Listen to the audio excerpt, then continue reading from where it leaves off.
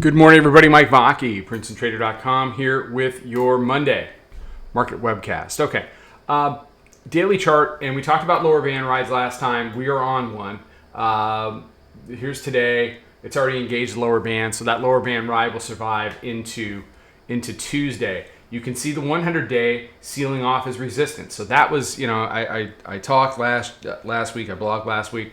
It was up on our Circle community about how the 100-day was going to be a big deal.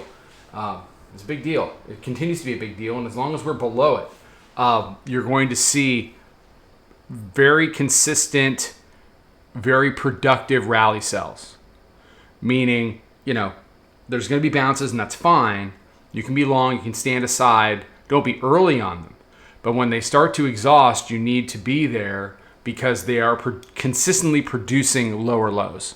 And as long as that's happening, there's going to be good trading on the short side. And until it can really get above that 100-day, you want to say on a closing basis, that's going to be the environment that we're trading in, at least early this week. Hourly chart, it's way up here. 100 days locked up with a 9-day. New weekly pivot, 44.11.5. And the hourly mid-band, which right now is at 43.66, sealed it off when they opened Europe. And, the Europe Open had a pretty precipitous drop, which they then created another lower high and another lower low, 43.half. So, like I said, there are bounces. They are being consistently sold and producing lower lows.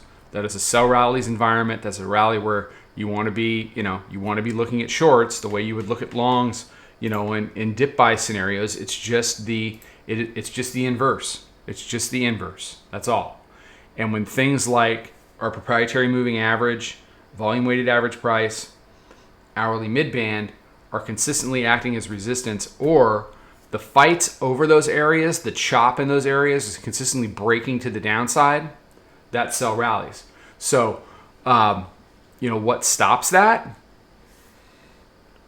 Turning all that stuff I just said, the prop moving average, volume weighted average price, hourly midband into support. That's a short-term change. And then at some point, one of these rally sells is going to result in a higher low. That'll beget a higher high. And I think at that point, it'll probably be time to go ahead and test the weekly pivot, which is fine. I would expect a battle there. And if the bulls win that battle, then you're back to what really matters up at the 9-day and the 100-day. But if weekly pivot holds, so let's go back to Monday. Where was weekly pivot? 45.19.67. We got half a look on a Monday. Remember, this is we were still dealing with the daily midband. Little overnight, early morning, we're kind of up there.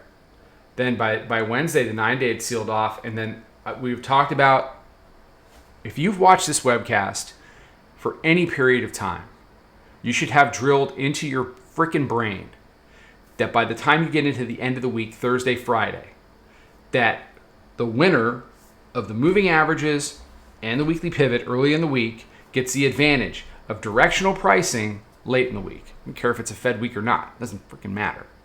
So what did we get Thursday and Friday? Pretty directional pricing. A little bit of a bounce, but that was pretty directional. That was fun to trade on Friday. Thursday was just bleed away.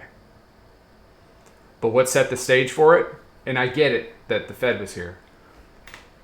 The inability to take out daily midband, 9-day, weekly pivot throughout the first 2 days of the week, and then sealing it off into a big news event. So as we look into this week, if they seal off weekly pivot early in the week, and the bulls don't have anything except for small bounces and short covering sells and things like that, then we're going to continue to see late into the week directional pricing. Now, if they blow the weekly pivot early in the week, and by Wednesday, these things that are currently resistance are then support. Thursday, Friday, you can get directional pricing to the upside. Seen it a million times. Okay, that's how we're headed into the week. I will be curious to see how it trades this morning. The big battle area is going to be between 43.55 and 43.66. See how that goes. All right, that's all I got. Everybody have a fantastic day. Be safe, be healthy, take care, trade them well. Come join us over on our new community that's powered by Circle. We've seen a good amount of people sign up. It's the best place to get everything all in one. The free evening webcasts are going to be up over there starting tonight. So there's a lot going on over there, and there's going to be an opportunity to get in on some tutorials and things like that to kind of teach you how we do things. So take care, everybody. Trade them well. Talk to you tomorrow. Follow us over on Twitter, Instagram, and Snapchat at Princetontrader. Check us out on Facebook and join us for a free trial at www.princetontrader.com. Trade them well.